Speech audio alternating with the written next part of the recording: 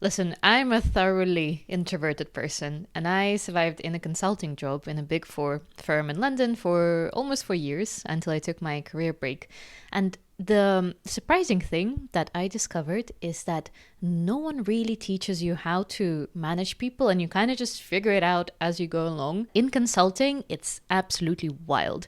When I was an analyst and I just started my job, I, 6 months in, was expected to manage someone else who was also an analyst, the exact same grade as me, just someone who started 6 months later. So even that alone was enough for, I guess, the corporate structure of consulting to just throw you into the deep end and be like, yep. So having been through that journey, I want to tell you three things that as an introvert person figuring out managing other people, I wish I'd known sooner. And stay until the final one because that one is a bit controversial and I think you're gonna hate it, but I think you need to hear it. Thing number one that I've learned is your schedule will have so much more people time in it, and you have to just face that fact. Because not only do you now have the upward reporting line to your manager, but you also have the downward one. And inevitably, those things need one-on-one attention. So you cannot be delusional about the fact that you'll have much more interaction with people in your day, and you have to recharge as if your life depends on it, because you have to counterbalance that with taking care of your energy and really think about what you're doing maybe in the evenings and on the weekends that caters to your introverted self so that you're not burnt out socially. I think as an introverted person myself, at the beginning, I had a bit of resistance to the fact that now managing someone, and even if it's a simple thing that I'm delegating to them, that is going to take a bit of time to either train them up or explain what you mean and have, rounds of reviewing their work and giving them feedback. All of that stuff is really using your social energy. And I kind of just wish that I knew that it's an inevitable part and I can't just, hide in my introverted corner and just keep things as they were before and just send someone a message and be like, please do this. It's just not good management practice. I'm sure that if you've had good or bad managers in your life, you kind of know what excellent looks like. And probably it involves some one-on-one personal human attention from that person. You will have to talk about what the thing is that they're expected to do. You'll have to talk about the timelines and what you expect when. You have to talk about ways of working and how you will connect and check in regularly, which is, I think, essential. And also you have to just kind of be there almost on standby in case of any issues.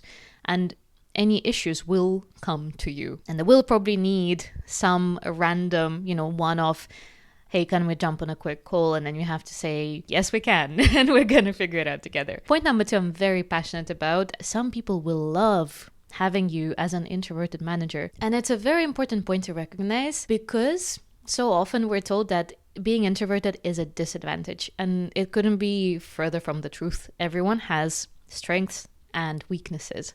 It's just that they're different for us. Personally, when I've had someone managing me who's a bit more introverted, I've just had an easier time connecting with them. And I think it's because so much of the, manager and I guess the managee, is that a word?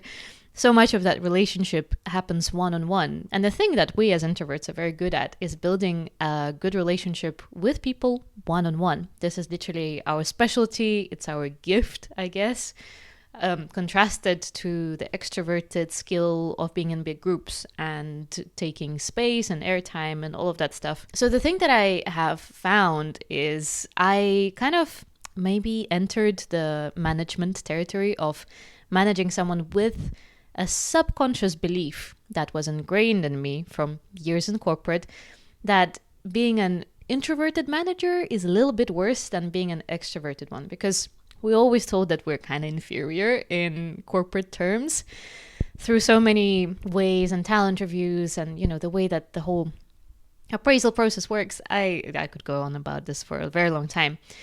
But the truth is that, I don't know the stats and how many extroverts versus introverts there are, but there are plenty of introverts in the corporate world trying to navigate it just like you. And I'm sure that they will be actually very happy to discover that they have someone as a manager who is similar to them. Point number 3 that I promise to be a little bit less nice is that yes, even though in your one-on-one relationship with the person that you're managing, your introverted skills are actually a big plus, the thing that I want to caveat it with is when we look outwards, there's you, there's the person you're managing, and then there's the firm, the corporate environment. Still, to this day, the things that are valued a lot are extroverted traits. And there is an element outside of that one-on-one relationship that you had where your outwards visibility, your outwards network are going to impact your career prospects, but also those of the person you're managing. And maybe it's a very consulting specific setup, but I'll tell you how it works for us in consulting.